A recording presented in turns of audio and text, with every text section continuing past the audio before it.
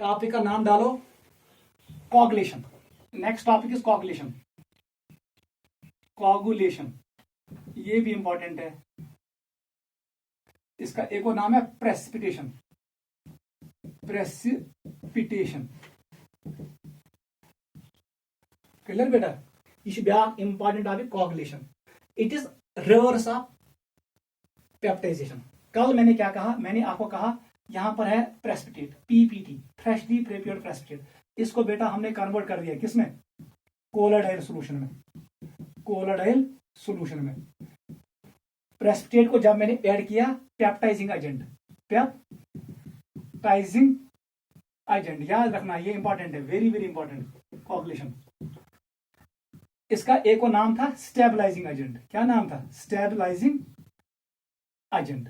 इसका काम ये था, ये आयन्स देता था। किसको? प्रेसिपिटेट को। वो आयन्स बैठते थे सरफेस पे, उसकी वजह से चार्ज आता था कोलोडाइल पार्टिकलों पे, और वो चार्ज पार्टिकल आपस में रिपेल करते थे और हमें मिलता था कोलोडाइल सॉल्यूशन। अब क्या करना है? अब हमें कोलोडाइल सॉल्यूशन को कन्वर्ट करना है प्रेसिपिटेट में। इसको इसमें कन्वर्ट करना है। इससे पहले क्या था? ऐसे हम लोग प्रेसिपिटेट को कन्वर्ट करते थे इसमें। अब हमें कोलोडाइल सॉल्यूशन को करना है कन्वर्ट इसमें। क्या है कोलोडाइल सॉल्यूशन में? क्या होता है मैंने पहले ही आपको कहा, इसमें होता है कोलोडाइल पार्टिकल, इसमें होता है charge. If it is positively charge solve, तो सब पार्टिकल में चार्ज क्या आएगा? पॉजिटिव। ऐसे होगा।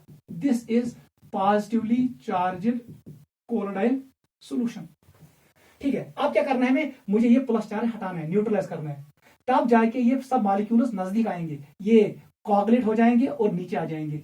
उसी फिनोमेना का नाम है कोगुलेशन। अगर ये सेटल हुआ तब इसको कहते हैं प्रेसिपिटेशन। अगर सेटल नहीं हुआ, ऊपर आया, फ्लक्चुएशन। क्या कहते हैं? फ्लक्चुएशन। अब देख कोलोडाइल सॉल्यूशन, इसको ऐड करो कोगुलेटिंग एजेंट। क्या ऐड करेंगे? COAGULATING। कोगुलेट। कोगुलेटिंग एजेंट क्या होता है? ये होता है electrolyte but in excess concentration. ये होता है क्या? इलेक्ट्रोलाइट, मगर किस कंसंट्रेशन में? एक्सेस। क्यों एक्सेस? ताकि ये पूरा चार्ज यहां पर न्यूट्रलाइज करे और ये कोलोडाइल पार्टिकल नजदीक आए, एग्रीगेट बनाए और सेटल हो जाए, ताकि प्रेसिपिटेट बने। इसी फिनोमेना का नाम है, this is process known as coagulation. And ऊपर वाले प्रोसेस का नाम क्या है? It was known as peptization. This process was known as peptization. Peptization ऊपर वाली process, this process is known as coagulation. Coagulation note करो।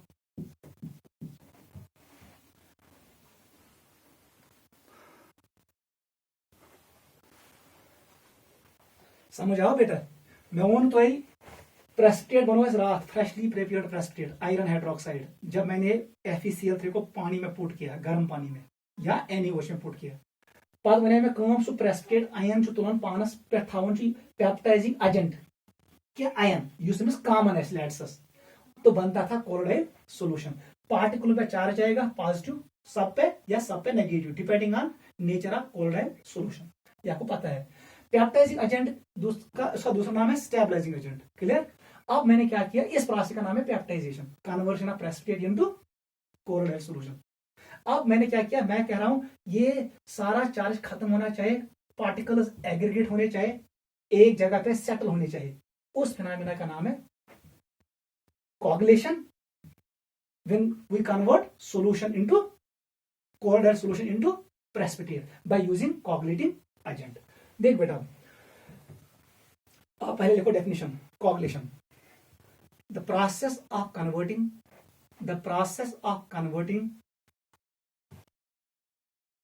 colloidal solution into precipitate। The process of converting colloidal solution into precipitate by using coagulating agent is known as coagulation। इसी का नाम है coagulation oblique precipitation is known as coagulation। Clear? मतलब इस opposite क्या peptization का opposite है, ये दिमाग में बिठाना। Peptising agent is also electrolyte, coagulating agent is also electrolyte. अब डिफरेंस क्या है?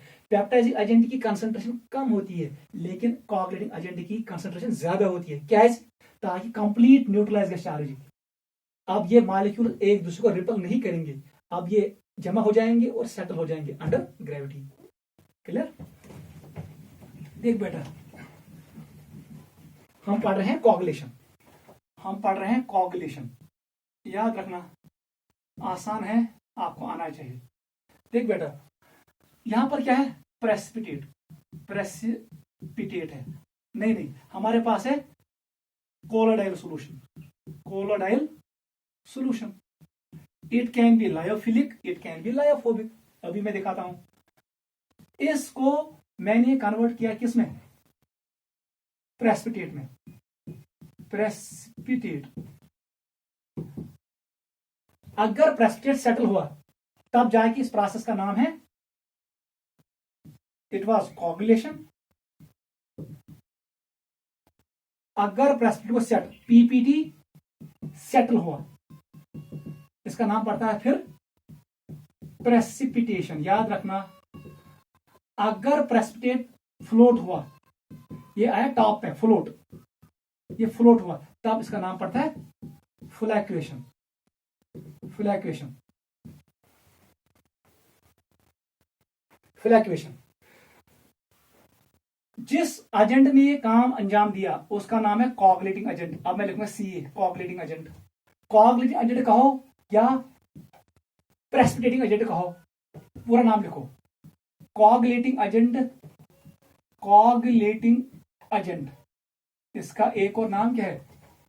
Precipitating agent, precipitating agent. इसका एक और नाम क्या है? फ्लॉकेटिंग एजेंट, फ्लॉकेटिंग एजेंट। बस इतना ही है। कोआगुलेशन हो गया, कोलोडाइल सॉल्यूशन कन्वर्ट हुआ प्रेसिपिटेट में। अगर प्रेसिपिटेट सेटल हुआ नीचे, नाम पड़ता है प्रेसिपिटेशन, तब जाके कोआगुलेटिंग एजेंट का नाम पड़ेगा प्रेसिपिटेटिंग एजेंट। अगर प्रेसिपिटेट सेटल नहीं हुआ, ये आया टॉप पे, तब जाके कोआगुलेशन का नाम पड़ता है फ्लैक्चुएशन, तब जाके कोआगुलेटिंग एजेंट का नाम पड़ता है फ्लैक्चुएटिंग एजेंट।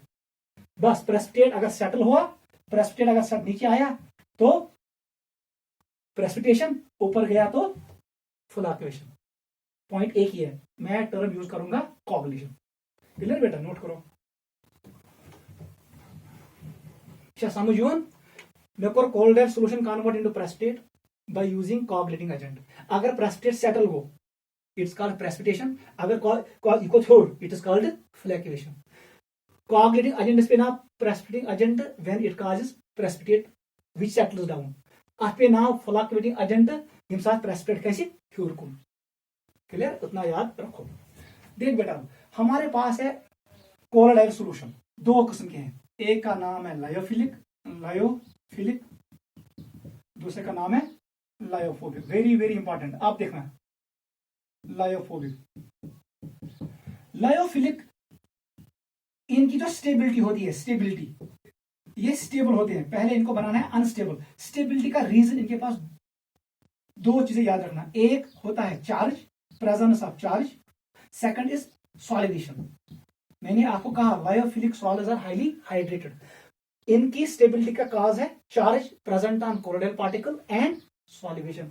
लेकिन जो लायोफोबिक होता है, इनकी स्टेबिलिटी का काज क्या है? स्टेबिलिटी का काज क्या है? It is only presence of charge, presence of charge. बस लायोफिलिक को कोगुलेट करना मुश्किल है क्योंकि यहां पर सॉल्वेंट इसमें बहुत ज्यादा है, इसलिए पहले इसको डिहाइड्रेट करना है। डिहाइड्रेट करने के लिए क्या करोगे? पहले आप इसको स्पेशल सॉल्वेंट ऐड करोगे। हम ऐड करेंगे इसको अल्कोहल या हम ऐड करेंगे एस्टून।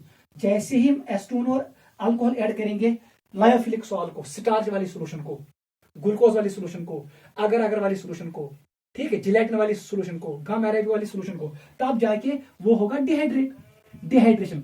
जब डिहाइड्रेट होगा आप ऐड करो, आप ऐड करो कौन? इलेक्ट्रोलाइट। वो चार्ज को करेगा न्यूट्रलाइज और हमें मिलेगा प्रेसिपिटेट। क्लियर? तो इनको प्रेसिपिटेट करने के लिए पहले आपको सॉल्वेंट ऐड करना पड़ेगा, ताकि पहले ये डिहाइड्रेट हो जाए, उसके बाद ऐड करो इलेक्ट्रोलाइट। वो चार्ज को न्यूट्रलाइज करेगा। जैसे चार्ज न्यूट्रलाइज हो गया, ये मॉलिक्यूल एग्रीगेट हो जाएंगे और हमें मिलेगा precipitate. In case of lyophobic यहां पर हमें स्ट्रेट ऐड करना है इलेक्ट्रोलाइट, यहां पर कोई मसला नहीं है। आप टॉपिक का नाम लिखो, coagulation of lyophilic solves, coagulation of lyophilic solve, पहले वही पढ़ेंगे।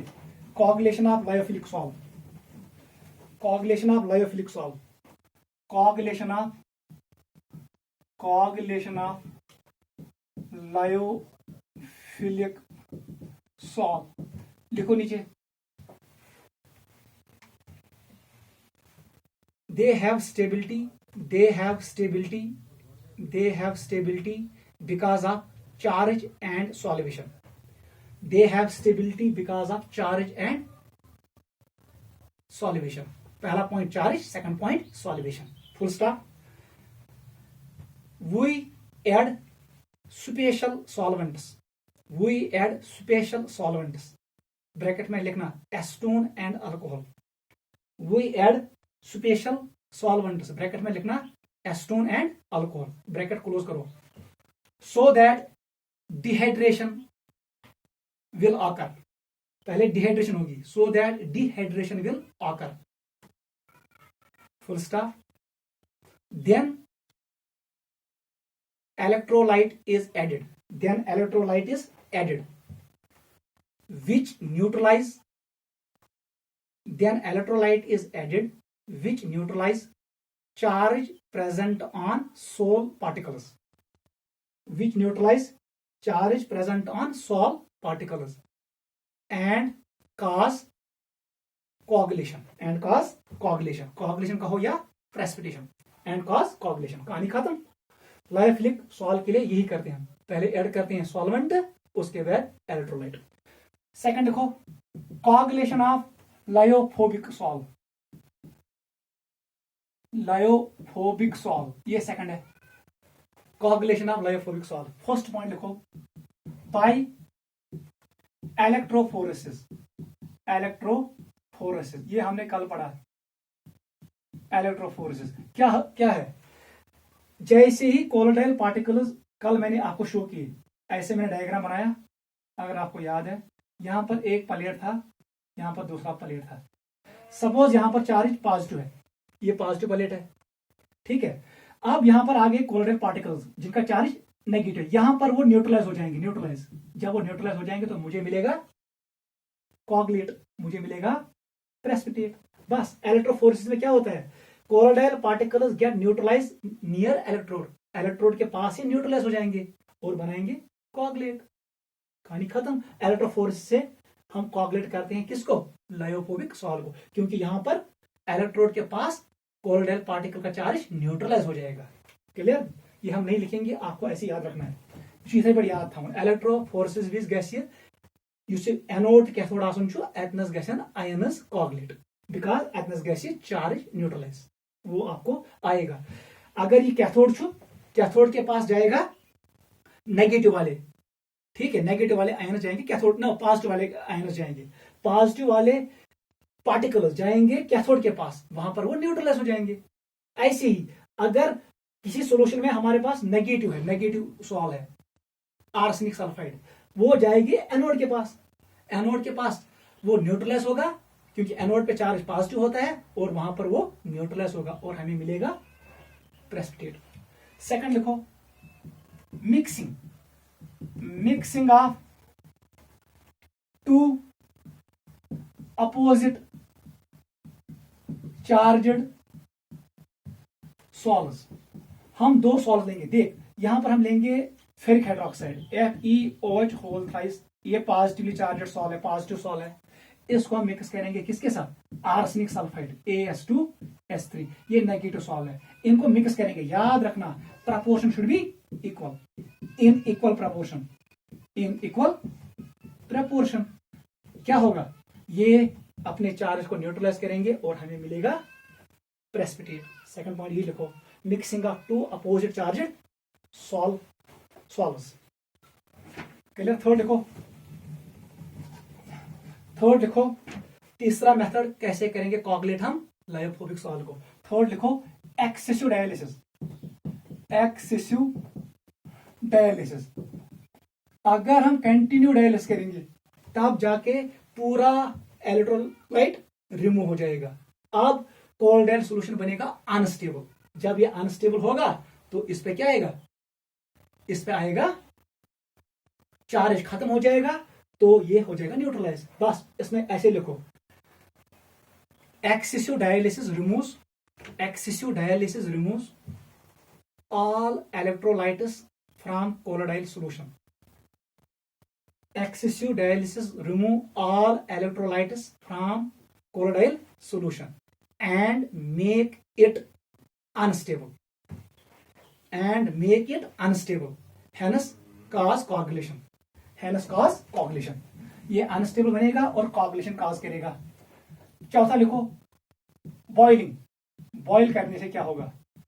आपको पता है जो ये कोलोडाइल सॉल्यूशन है, मैंने कल आपको बोला अगर ये पॉजिटिवली चार्ज्ड सॉल्ट, इस पे क्या होता है, यहां पर जब हम टेम्परेचर इंक्रीज करेंगे जो ये लेयर है ऊपर ये रिमूव होगा। With increase in temperature these ions are removed from salt particles. जब ये रिमूव हो जाएंगे इस पर कोई अब चार्ज नहीं रहेगा। अब यहां पर एक और आयन आएगा, ये सब कंबाइन हो जाएंगे और हमें मिलेगा प्रेसिपिटेट। बॉइलिंग के नीचे लिखो, it removes charges absorbed on colloidal particles, क्योंकि वहां पर स्ट्राइक होगा, कोलिजन्स होंगे, सॉल्वेंट मॉलिक्यूल्स कोलाइड करेंगे, वो उनको रिमूव करेंगे। It removes charges present on colloidal particles and cause coagulation. जब चार्ज खत्म होगा अब ये एक दूसरे के नजदीक आएंगे और ग्रेविटी इनको सेटल करेगा। ग्रेविटी करे मैंने अट्रैक्ट बालिक बोन को, even precipitate. Charges are removed by excessive heating, वही मैंने लिखा। Boiling removes charges present on colloidal particles, ठीक है। फिर वो नजदीक आएंगे और हमें मिलेगा प्रेसिपिटेट। पांचवा लिखो, वही इंपॉर्टेंट है। फिफ्थ मेथड, उसको हम कहते हैं यूजिंग इलेक्ट्रोलाइट। जब मैंने आपको डेफिनेशन बताया, मैंने कहा conversion of colloidal solution into precipitate by using coagulating agent. वो कोagulating एजेंट क्या होता है, प्रेसिपिटेट, वही ये मेथड है। Using electrolyte. इंपॉर्टेंट पॉइंट याद रखना, यहां पर एक रूल आएगा, उसका नाम है हार्डी-शाल्जे रूल, ठीक है। देख बेटा क्या है, अगर हमारे पास ये सॉल्यूशन है, it is positively charged salt like it is ferric hydroxide. Note करो, इस पे चार्ज क्या है, पॉजिटिव। मैंने एक सोल पार्टिकल को लिया, लेकिन सॉल्यूशन में बहुत सारे होंगे, ठीक है। देख बेटा क्या करेंगे, इसमें हम डालेंगे इलेक्ट्रोलाइट। क्या डालेंगे, electrolyte. Let us put NaCl in it. Na पर प्लस चार्ज है और Cl पे नेगेटिव, ये इलेक्ट्रोलाइट है। अब ये इलेक्ट्रोलाइट से क्या लेगा, it will take that ion which is opposite to it, जिसका चार्ज अपोजिट होगा। तो ये क्लोरीन को लेगा, क्लोरीन आयन यहां आएंगे, वो न्यूट्रलाइज करेगा, negative negative negative negative negative negative. किससे आया, क्लोरीन से। तो यहां पर क्या होगा, ये चार्ज न्यूट्रलाइज हो जाएगा। If you neutralise gas we will get precipitate. Clear. Positively charged salts will attract negatively charged ions. इस आयन जिसने ये कोagulate किया, इसका नाम है एक्टिव आयन। याद रखना, एक्टिव आयन।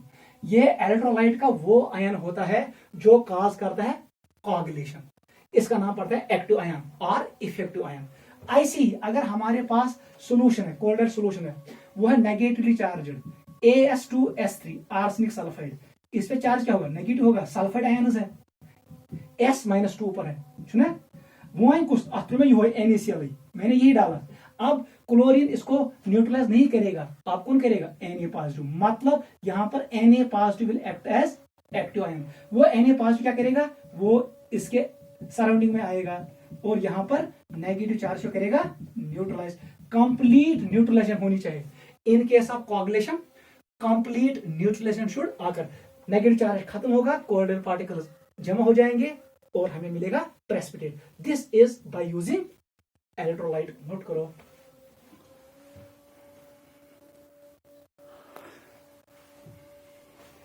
क्लियर हुआ बेटा। पॉजिटिवली चार्ज्ड सॉल्ट अथ कर न्यूट्रलाइज, अथ कर कोagulate नेगेटिव आयंस। ऐसे ही नेगेटिवली चार्ज्ड सॉल्ट को कोagulate करेगा पॉजिटिव आयंस, ठीक है। यहां पर हम एक रूल लिखेंगे, उसका नाम है हार्डी-शाल्जे रूल। लिखो नीचे, ऐसे लिखो, positive charged solve is coagulated by using negative ions, ये काउंटर आयन होता है। कंटिन्यू करो, while as negatively charged salt is coagulated by using positive ions, while as negatively charged salt is coagulated by using positive ions। एक rule है, उसका नाम है हार्डी-शाल्जे rule. लिखो, ये क्या कहता है, लिखो पहले यही, दैट आयन ऑफ इलेक्ट्रोलाइट, जो मैंने अभी कहा वही मैं अब लिख रहा हूं इंग्लिश में, that ion of electrolyte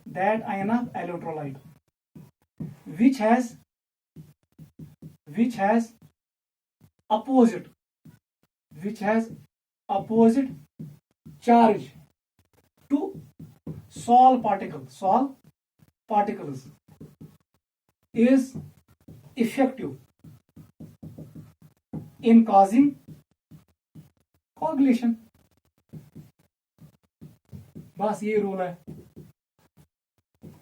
that ion of electrolyte का वो ion which has opposite charge to Sol particles is effective in causing coagulation। अभी मैंने शो किया, जब मैंने FeOH वाली कोल्ड एयर सोल्यूशन ली तब में सा तथ कोर कोगुलेट Cl नेगेटिव को, Cl नेगेटिव इज यहां पर इफेक्टिव आयन। दूसरी सॉल मैंने बनाई थी नेगेटिव सॉल AS2S3, वहां पर उसको कोगुलेट किया किसने, Na पॉजिटिव ने, तो उसके लिए एक्टिव आयन कौन है, इफेक्टिव आयन कौन है, Cl नेगेटिव। वही opposite ions will cause coagulation, इतना याद रखना, अपोजिट आयन्स, उल्ट जाता हूं, ठीक है। पॉइंट नंबर 2 लिखो, this ion is called active ion, याद रखना, एक्टिव आयन जो ये कोगुलेशन कॉज करता है, इसका नाम क्या है, एक्टिव आयन। एक और पॉइंट देखो, इस आयन का पावर होता है, उसका नाम है कोगुलेटिंग पावर। लिखो, कोगुलेटिंग पावर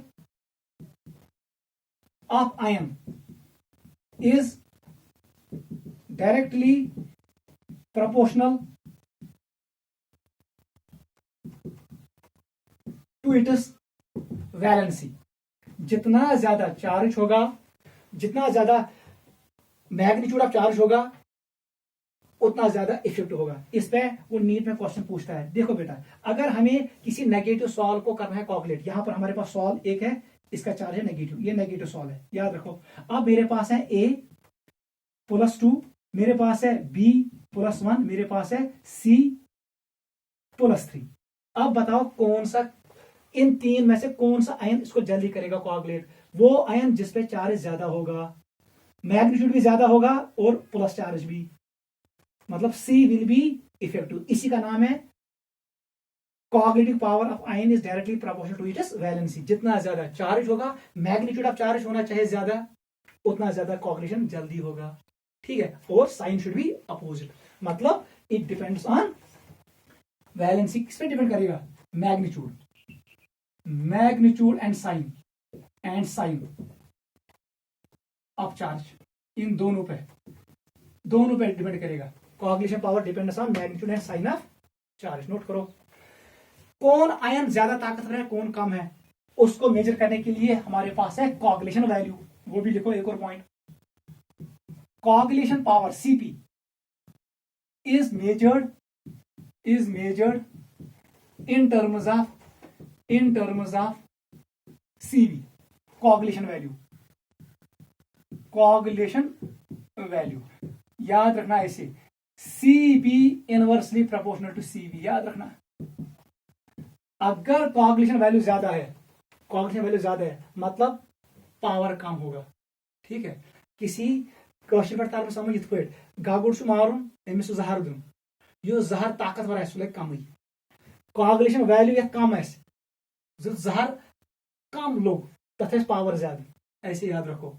जिसका वैल्यू कम होगा उसका पावर ज्यादा होगा, वो जल्दी करेगा कॉगुलेशन। ठीक है, नोट करो।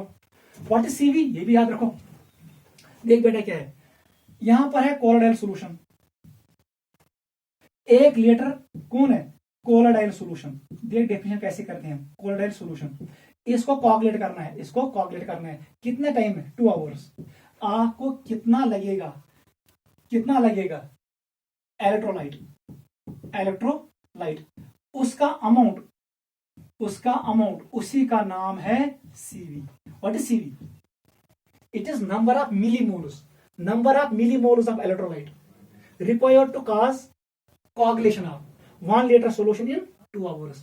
Basically it is amount, मगर किस में, मिलीमोल्स में, मिलीमोल्स। नोट करो ये भी, नीचे लिखो, coagulation value is defined as, coagulation value is defined as number of millimoles of electrolyte। याद रखना, number of millimoles of electrolyte, number of millimoles of electrolyte required to cause complete neutralization or coagulation, required to cause complete coagulation, bracket में लिखना neutralisation, पूरा neutralise होना चाहिए।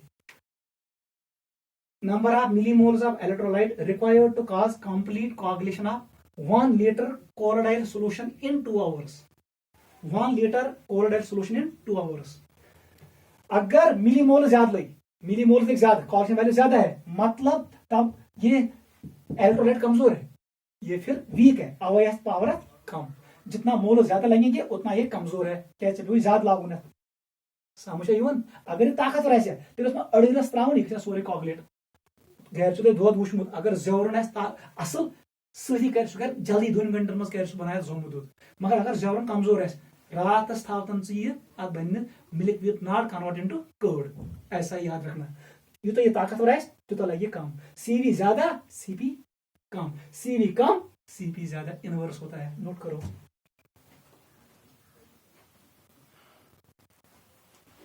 ठीक है बेटा, नेक्स्ट पॉइंट लिखो। देख बेटा, हमारे पास है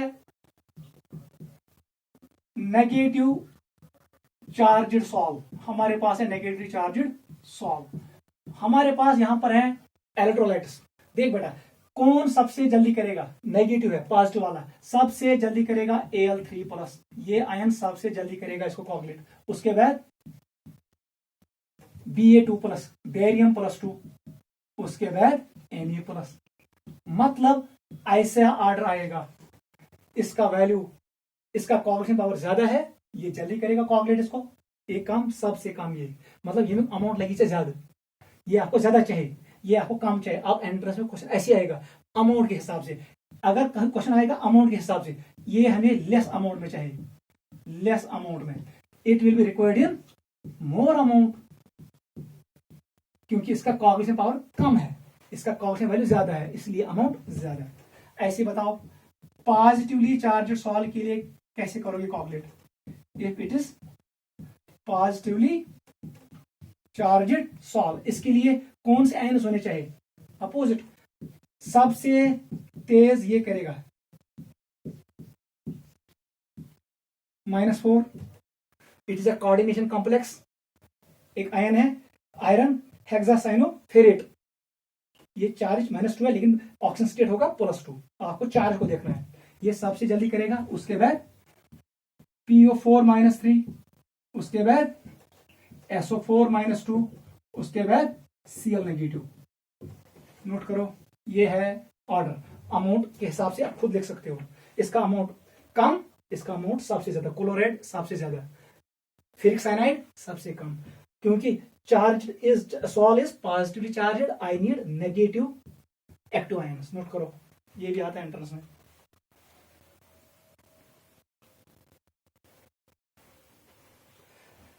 ठीक है बेटा, आज हमने पढ़ा कॉगुलेशन, ये बहुत है एंट्रेंस के लिए। ठीक है, मैं इसको रिवाइज करता हूं, बस आज हम इतना ही पढ़ेंगे। कल हम पढ़ेंगे प्रोटेक्शन ऑफ कोलोडाइल सॉल्यूशंस। मैंने कहा जो ये कॉगुलेशन होता है, हमारे पास 2 किस्म के कोलोडाइल सॉल्यूशंस है, एक का नाम है लायोफिलिक, दूसरे का नाम है lyophobic. Lyophobic sol is stable because of presence of charge on colloidal particle, number 1, number 2 because of high hydration, वहां पर पानी ज्यादा होता है। उनको कोआगुलेट करने के लिए हमें क्या करना है, पहले सॉल्वेंट ऐड करना है, एस्टोन एंड अल्कोहल, वो उससे पानी निकालेगा। फिर हम ऐड करते हैं इलेक्ट्रोलाइट, हार्डी-शार्ट्ज रूल वो भी हो जाएगा।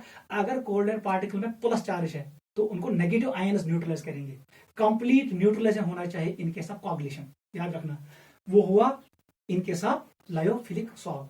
जब हम लायोफोबिक को करते हैं कोआगुलेट, यही आता है एंटरनस में। पहला मैंने बताया बाय इलेक्ट्रोफोरेसिस। इलेक्ट्रोफोरेसिस में क्या होता है, आयंस ये पार्टिकल जाएंगे टुवर्ड्स एनोड और कैथोड, वहां पर न्यूट्रलाइज हो जाएगा चार्ज और कोआगुलेट बनेगा। What is coagulate, formation of precipitate.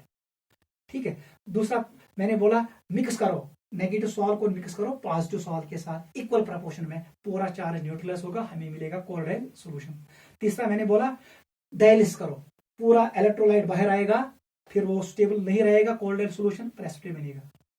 चौथा मैंने कहा बॉयल करो। जब हम बॉयल करते हैं कोल्ड एयर सॉल्यूशन को, कोल्ड एयर पार्टिकल के सरफेस पे जो चार्ज होता है वो हट जाता है because of bombardment of dispersion medium particles. उनको एनर्जी ज्यादा मिल गई, वो उसको रिमूव करेंगे। जब पार्टिकल पे कोई चार्ज नहीं रहा, अब वो रिपल नहीं करेंगे, वो नजदीक आएंगे और हमें मिलेगा प्रेसिपिटेट। चौथा, पांचवा था ये सबसे इंपॉर्टेंट, यूजिंग इलेक्ट्रोलाइट। मैंने कहा इलेक्ट्रोलाइट के पास आयंस होते हैं, positive ions as well as negative. Hardy Schulze ने क्या कहा कि कोल्ड एयर सॉल्यूशन अगर उसमें पॉजिटिव चार्ज है तो उसके लिए एक्टिव आयन होगा नेगेटिव, अगर कोल्ड एयर सॉल्यूशन पर नेगेटिव चार्ज है तो उसके लिए एक्टिव आयन है पॉजिटिव आयन। वो है Hardy Schulze rule. That ion will cause coagulation which has charge opposite to that of sol particle, उस आयन का नाम है एक्टिव आयन। फिर मैंने कहा हर किसी आयन का पावर होता है, उसका नाम है कोआगुलेटिंग पावर। जितना ज्यादा कोआगुलेटिंग पावर उतना जल्दी कोआगुलेशन। ठीक है, वो जल्दी न्यूट्रलाइज करेगा। जैसे यहाँ पर मुझे नेगेटिव चार्ज को हटाना है, एक अल्युमिनियम तीन को हटाता है। यहाँ पर बेरिंग के बाद 2 चार्ज है, 2 को हटाएगा, 2 नेगेटिव को। यहाँ पर सोडियम के बाद एक ही प्लस चार्ज है, ये एक करके हटाएगा, टाइम लगेगा। सबसे जल्दी अल्युमिनियम +3, क्योंकि 3+ फिर रिमूव 3 नेगेटिव क्विकली। ऐसी मैंने कहा अगर पॉजिटिव चार्ज सॉल्व है उसके लिए नेगेटिव आयंस को देखो। फिर मैंने कहा coagulation power inversely proportional to coagulation value. Coagulation value is the amount of electrolyte required to cause coagulation.